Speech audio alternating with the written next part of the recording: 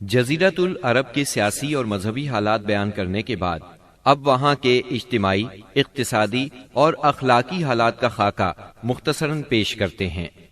عرب آبادی مختلف طبقات میں بٹی ہوئی تھی۔ ہر طبقے کے حالات ایک دوسرے سے بہت زیادہ مختلف تھے۔ چنانچہ معزز طبقے میں مرد اور عورت کا تعلق خاصا ترقی یافتہ تھا۔ عورت کو بہت کچھ خود مختاری حاصل تھی، اس کی بات مانی جاتی تھی، اس کا اس قدر احترام اور حفاظت کی جاتی کہ اس کی خاطر تلواریں سونت لی جاتی تھی، خون ریزی ہو جاتی تھی۔ آدمی جب اپنی شجاعت اور بہادری پر بات کرنا چاہتا، اپنی تعریف کرنا چاہتا، تو عموماً عورت ہی کو مخاطب کرتا۔ شجاعت اور سخاوت کی صفات کو ان کے درمیان بہت بڑا مقام حاصل تھا۔ اکثر اوقات ان میں صلح کے لیے عورت ہی بڑا کردار ادا کرتی تھی۔ وہ چاہتی تو قبائل کو صلح کے لیے جمع کر لیتی تھی، اور چاہتی تو ان کے درمیان جنگ کی آگ بھڑکا دیتی۔ لیکن ان تمام باتوں کے باوجود خاندان کا سربراہ مرد ہی کو مانا جاتا تھا، اور اس کی بات فیصلہ کن ہوتی تھی۔ اس طبقے میں مرد اور عورت کا تعلق عقد نکاح کے ذریعے ہوتا تھا۔ یہ نکاح عورت کے ولیوں کی نگرانی میں انجام پاتا تھا۔ عورت کو ان کی ولایت کے بغیر نکاح کا حق نہیں تھا۔ ایک طرف طبقہ اشراف یعنی معزز لوگوں کا یہ حال تھا، تو دوسری طرف دوسرے طبقات میں مرد عورت کے اختلاط کی اور بھی کئی صورتیں تھیں، جنہیں بدکاری، بے حیائی، فحاشی اور زناکاری کے سوا کوئی اور نام نہیں دیا جا سکتا۔ زمانہ جاہلیت میں کسی حد کے بغیر متعدد بیویاں رکھنا ایک عام بات تھی۔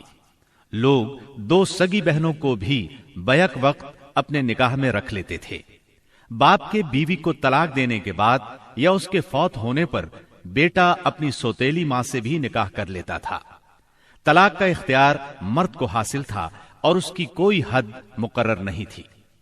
زناکاری تمام طبقات میں عروج پر تھی، کوئی طبقہ یا انسانوں کی کوئی قسم اس سے مستثنا نہ تھی۔ البتہ کچھ مرد اور کچھ عورتیں ایسے ضرور تھے جنہیں اپنی بڑائی کا احساس اس برائی کی کیچڑ میں لت پت ہونے سے باز رکھتا تھا۔ پھر آزاد عورتوں کا حال لونڈیوں کی نسبت اچھا تھا۔ اصل مصیبت لونڈیاں ہی تھیں۔ ایسا لگتا ہے جیسے ان جاہلوں کی اکثریت اس برائی کی طرف منسوب ہونے میں کوئی آر بھی محسوس نہیں کرتی تھی۔ جاہلیت میں باپ بیٹے کا تعلق بھی مختلف نوعیت کا تھا۔ کچھ تو ایسے تھے جو کہتے تھے انما اولادنا بیننا اکبادنا تمشی علی الارض، یعنی ہماری اولاد ہمارے کلیجے ہیں جو روئے زمین پر چلتے پھرتے ہیں۔ جبکہ دوسری طرف کچھ لوگ ایسے بھی تھے جو لڑکیوں کو رسوائی اور خرچ کے خوف سے زندہ دفن کر دیتے تھے اور بچوں کو فقر و فاقے کے ڈر سے مار ڈالتے تھے۔ تاہم یہ کہنا مشکل ہے کہ یہ سنگ دلی بڑے پیمانے پر رائج تھی، کیونکہ عرب اپنے دشمنوں سے اپنی حفاظت کے لیے دوسروں کی بنسبت کہیں زیادہ اپنی اولاد کو بہتر سمجھتے تھے اور اس بات کا احساس بھی رکھتے تھے۔ مطلب یہ کہ مجموعی طور پر ان کی حالت بہت کمزور تھی، عقل سے عاری تھی اور ذلت میں گھری ہوئی تھی۔ جہالت نے ان کو اپنے گھیرے میں لیا ہوا تھا۔ خرافات کا دور دورہ تھا، لوگ جانوروں جیسی زندگی گزار رہے تھے۔ عورت بیچی اور خریدی جاتی تھی، بعض اوقات اس سے مٹی اور پتھر جیسا سلوک کیا جاتا تھا۔ قوم کے باہمی تعلقات کمزور بلکہ ٹوٹے ہوئے تھے۔ رہ گئیں حکومتیں تو ان کو صرف اپنا خزانہ بھرنے سے غرض تھی یا مخالفوں پر فوج کشی کرنے کی فکر۔ اقتصادی حالت بھی خراب تھی، صرف تجارت ان کے نزدیک ضروریات زندگی حاصل کرنے کا سب سے اہم ذریعہ تھی، اور تجارت کے لیے امن و سلامتی کی فضا کا ہونا ضروری ہے، ورنہ تجارتی آمد و رفت نہیں ہو سکتی۔ جبکہ ان کا حال یہ تھا کہ سوائے حرمت والے مہینوں کے امن اور سلامتی کا کہیں وجود نہ تھا۔ یہی وجہ ہے کہ صرف حرمت والے مہینوں میں عرب کے مشہور بازار اکاز، ذی المجاز اور مجنہ لگتے تھے۔ جہاں تک صنعتوں کا معاملہ ہے تو عرب اس میدان میں ساری دنیا سے پیچھے تھے۔ کپڑے کی بنائی اور چمڑے کی دباغت وغیرہ کی شکل میں جو چند صنعتیں پائی بھی جاتی تھیں وہ زیادہ تر یمن، ہیرا اور شام سے ملے ہوئے علاقوں میں تھی۔ البتہ اندرون عرب گلہ بانی اور کھیتی باڑی کا کسی قدر رواج تھا۔ ساری عرب عورتیں سوت کاٹتی تھیں، لیکن مشکل یہ تھی کہ سارا مال و متاع ہمیشہ لڑائیوں کی زد میں رہتا تھا۔ غربت عام تھی، لوگ ضروری لباس تک سے محروم تھے۔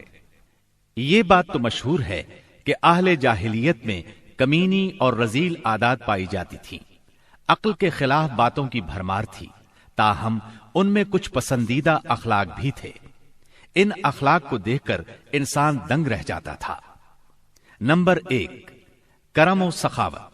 یہ اہل جاہلیت کی خوبی تھی جس میں وہ ایک دوسرے سے آگے نکل جانے کی کوشش کرتے تھے، اور اس پر فخر کرنے کا عالم یہ تھا کہ عرب کے آدھے اشعار اسی کی نظر ہو جاتے تھے۔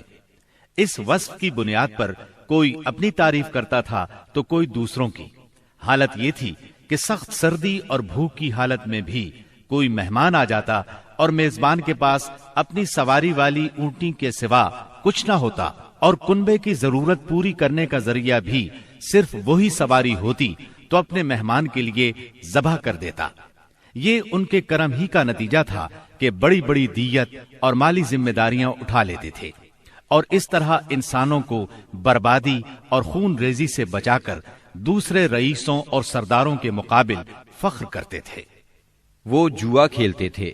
ان کا خیال تھا یہ بھی سخاوت کی ایک راہ ہے، کیونکہ انہیں جو نفع حاصل ہوتا یا نفع حاصل کرنے والوں کے حصے سے جو کچھ زائد بچ رہتا اس کو وہ مسکینوں کو دے دیتے تھے۔ اسی لیے قرآن پاک نے شراب اور جوئے کے نفع کا سرے سے انکار نہیں کیا، بلکہ سورہ بقرہ کی آیت 219 میں فرمایا وَإِثْمُهُمَا أَكْبَرُ مِن نَّفْعِهِمَا، یعنی ان دونوں کا گناہ ان کے نفع سے بڑھ کر ہے۔ نمبر 2، ایفائے عہد یعنی وعدے کا پورا کرنا۔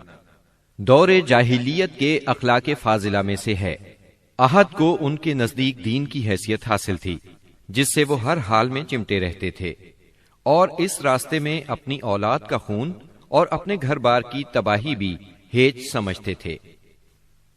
نمبر 3، خودداری اور عزت نفس۔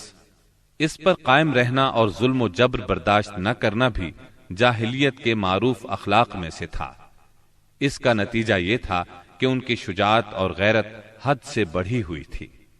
وہ فوراً بھڑک اٹھتے تھے اور چھوٹی سے چھوٹی توہین آمیز بات پر تلوار اور نیزہ اٹھا لیتے تھے، اور نہایت خون ریز جنگ چھڑ جاتی اور انہیں اس راہ میں اپنی جان کی قطعاً پرواہ نہ رہتی تھی۔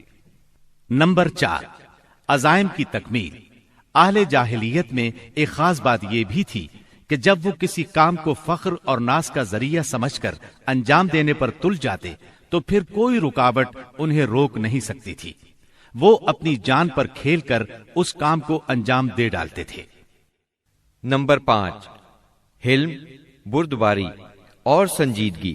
یہ خوبی بھی ان کے نزدیک قابل تعریف تھی، لیکن چونکہ ان میں شجاعت حد سے بڑھ کر تھی، ہر وقت جنگ و جدل پر آمادہ رہتے تھے، اس لیے یہ عادت بہت کم پائی جاتی تھی۔ نمبر 6، بدوی سادگی، یعنی رہن سہن کی الجھنوں اور داؤ پیچ سے ناواقف تھے۔ اس کا نتیجہ یہ تھا کہ ان میں سچائی اور امانت پائی جاتی تھی۔ دھوکہ دہی، بد عہدی سے دور تھے اور نفرت کرتے تھے۔ ہم سمجھتے ہیں کہ جزیرت العرب کو ساری دنیا سے جو جغرافیائی نسبت حاصل تھی، اس کے علاوہ یہی وہ قیمتی اخلاق تھے جن کی وجہ سے اہل عرب کو بنی نوع انسان کی قیادت اور رسالت عامہ کا بوجھ اٹھانے کے لیے منتخب کیا گیا تھا، کیونکہ یہ اخلاق اگرچہ بعض اوقات شر اور فساد کا سبب بن جاتے تھے اور ان کی وجہ سے المناک حادثات بھی پیش آ جاتے تھے، لیکن اپنی نوعیت کے بڑے قیمتی اخلاق تھے۔ یہ تھوڑی سی اصلاح کے بعد انسانی معاشرے کے لیے نہایت مفید بن سکتے تھے، اور یہی کام اسلام نے انجام دیا۔ غالباً ان کے اخلاق میں بھی ایفائے عہد کے بعد عزت نفس اور عزم کی پختگی سب سے زیادہ قیمتی اور نفع بخش جوہر تھا۔